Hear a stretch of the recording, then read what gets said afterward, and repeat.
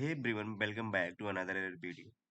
If YouTube search filter is not working on your device, don't worry about it. In this video, I will tell you how to fix this problem. So keep the video till the end and follow my step to fix the problem.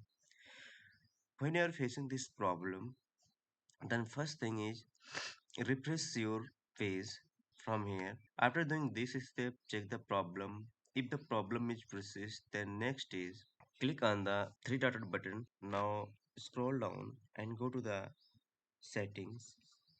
Now click on the privacy and security and click on the delete browsing data. Now select all times and delete data. After doing this step, check the problem.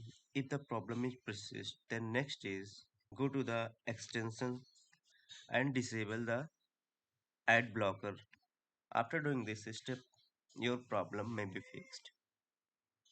I hope this video is useful for you. If you like this video, click on the like button and subscribe to the channel and share with friends. Thanks for watching. See you next video.